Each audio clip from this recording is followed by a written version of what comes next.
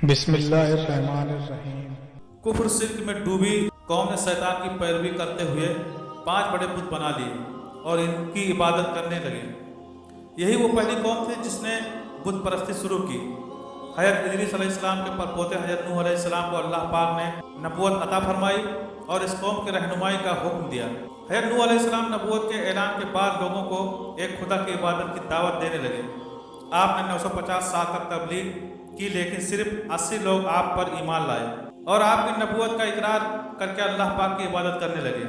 आज की वीडियो का हमारा मौजू है कि क्यों हज़रत नूह अलैहिस्सलाम की बीवी उन पर ईमान ना लाई और कैसे कैसे आपकी बीवी ने आप पर जुल्म ढाए।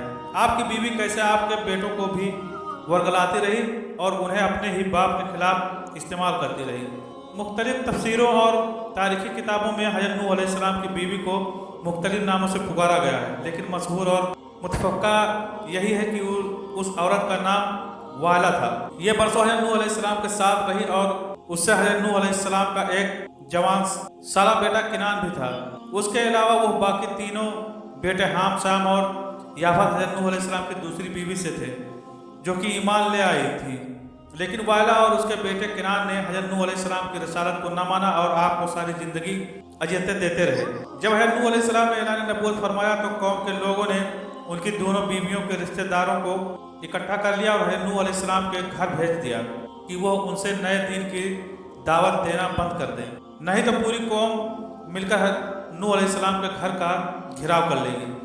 रवायतें मिलती हैं कि जैसे ही आप अपने रिश्तेदारों को वाहला ने देखा तो ऐलान कर दिया कि मैं और मेरा बेटा किनान नूह की कभी भी पैरवी नहीं करेंगे, और वाहला ने अपनी कौम से वादा किया कि वो नूह अलैहिस्सलाम को इस नए दीन की तबलीग से जरूर रोक लेगी।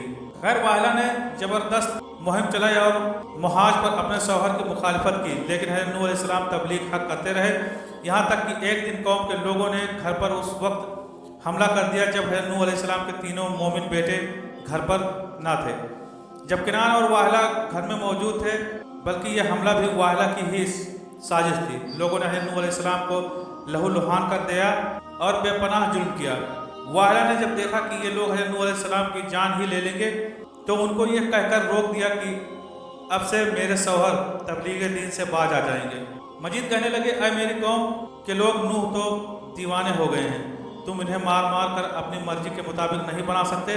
तुम इन्हें मत मारो, ये चूँकि ये जो कुछ कहते हैं हालत दीवानगी में कहते हैं, उन्हें खुद भी नहीं मालूम कि ये क्या कह रहे हैं।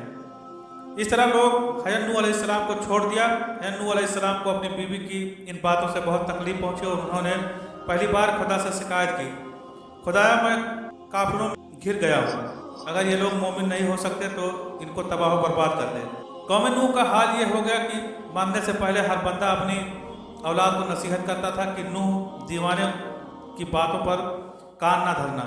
अल्लाह पाक ने वही की, जो ईमान ला चुके हैं इनके अलावा अब आप पर कोई ईमान ना लाएगा। तो फिर आपने बारगाह इलाही में मुनाजात कही और आपकी दुआ कबूल हुई और अल्लाह पाक ने आपको एक कश्ती बनाने का हुक्म दिया। अल्लाह ने हुक्म दिया कि कश्ती नूह में सवार होने वालों के अलावा दुनिया की तमाम मखलूक तबाह बर्बाद कर दी जाएगी। कुरान पाक में इरशाद बारी ताला है, और नूह को वही हुई कि तुम्हारी कौम से मुसलमान ना होंगे, मगर जितने ईमान ला चुके हैं तो गम न खा इस पर जो वो करते हैं, और कश्ती बना हमारे सामने और हमारे हुक्म से, और जालिमों के बारे में मुझसे बात ना करना, वो जरूर डुबाए जाएंगे। और नूह कश्ती बनाता है, और जब इसकी कौम के सरदार उस पर गरजते हैं, उस पर हंसते, बोला अगर तुम हम पर हंसते हो तो एक वक्त हम तुम पर हंसेंगे जैसा तुम हंसते हो, तो अब जान जाओगे किस पर आता है वो अजाब कि इसे रुसवा करे, और उतरता है वो अजाब जो हमेशा रहे। आपने अल्लाह के हुक्म से शहर के बाहर कश्ती बनाने का इरादा किया।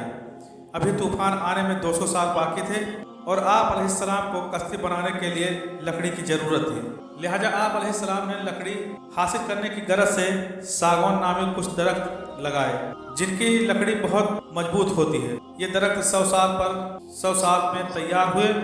इसके बाद आप अलैहिस्सलाम ने ईमान लाने वालों के साथ मिलकर दुनिया की पहली कश्ती बनाने का काम शुरू किया। कश्ती की तैयारी के दौरान आपकी कौम ने आपको बहुत तकलीफ़ें दी, यहाँ तक कि कश्ती पर फजला भी करते रहे, लेकिन आप सब कुछ बर्दाश्त करते रहे।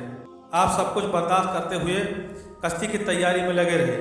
अपनी कौम की तरह वाहिला भी हज़रत नूह अलैहिस्सलाम को कश्ती बनाने से रोकना चाहती थी। इसलिए वाहिला रोज रात को अपने बेटे किनान के साथ आती और कश्ती में जगह जगह सुराख कर जाती। ये उसका रोजाना का मामूल बन गया।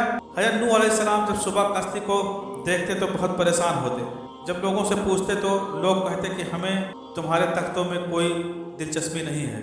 खैर एक दिन हज़रत नूह अलैहिस्सलाम ने सारा दिन तख्तों को जोड़ने में लगा दिया और शाम को अल्लाह पाक से दुआ की, ऐ मेरे खुदा, जो भी आज रात मेरे तख्तों में सुराख करे तो उसके हाथ को बेजान कर दे। सुबह जब हज़रत नूह अलैहिस्सलाम ने देखा कि फिर से तख्तों में सुराख हैं तो आप अपनी कौम में बेजान हाथ वाला शख्स ढूंढने लगे। बहुत तलाश के बाद भी जब उन्हें बेजान हाथ वाला शख्स ना मिला तो आप अपने घर वापस लौट गए। घर जाते ही देखा कि बीवी ने एक हाथ को चादर में छुपा रखा है। आप फौरन समझ गए कि वो यही है जो रोज सुराख करती थी। आपको ये जानकर बहुत रंज हुआ कि मेरी अपनी बीवी मेरे इतना खिलाफ है। खैर आपने उसको खबरदार कर दिया कि अभी तो सिर्फ हाथ बेजान हुआ है, अगर दोबारा मेरी कश्ती का नुकसान किया तो पूरा जिस्म ही बेजान हो जाएगा। कम बेश 100 सालों में कश्ती तैयार हो जाती है। ये कश्ती 300 गज लंबी, 50 गज चौड़ी और 30 गज ऊंची थी। खैर जब तूफान शुरू हुआ तो हज़रत नूह अलैहिस्सलाम ने कश्ती में दरिंदों, चरिंदों और परिंदों और किस्म किस्म के हसरातुल अर्द का एक एक जोड़ा नर व मादा सवार कर दिया और खुद आप और आपके तीनों फर्जंद यानी हाम, साम और याफस और इन तीनों की बीवियां और आपकी मोमिन बीवी और 72 मोमिन मर्दों औरतों का कुल 80 इंसान कश्ती में सवार हो गए। फिर हज़रत नूह अलैहिस्सलाम ने अपनी नाफरमान बीवी को भी कश्ती पर सवार होने की दावत देते हुए कहा कि तू भी कश्ती पर सवार हो जा। तो बीवी ने कहा कि तुम्हारी बातों पर कौन एतबार करे जबकि पूरी कौम तुमको झुठला रही है। हज़रत नूह अलैहिस्सलाम ने कहा, तुम मेरी गुमराह कौम में मत शामिल रहो, तुम मेरा कहना मानो और कश्ती पर सवार हो जाओ। लेकिन बीवी ने इनकार कर दिया। वो इकरार करती भी कैसे, वो तो हज़रत नूह अलैहिस्सलाम की नबूवत की शुरू से ही कायल नहीं थी और वो मुसलसल अपनी गुमराह कौम का साथ दे रही थी।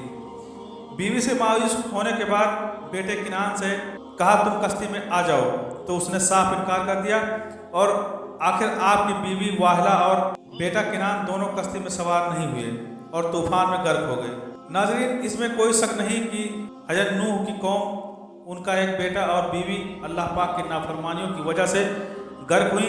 इसलिए हमें चाहिए कि हम अपनी और अपनी आने वाली नस्लों के खैरियत व बका के लिए अल्लाह और उसके प्यारे हबीब सल्लल्लाहु ताला अलैहि वसल्लम की नाफरमानियों से हमेशा बचें और दूसरों को भी बचाएं। आइए हम अहद करते हैं कि गुनाहों से दूर रहते हुए नेक अमाल करेंगे और हर एक की अपनी हैसियत के मुताबिक मदद करेंगे। अल्लाह पाक हमारी दुआओं को अपनी बारगाह में कबूल फरमाएं। कमेंट सेक्शन में आमीन लिखना मत भूलिएगा। आमीन या रब्बुल आलमीन।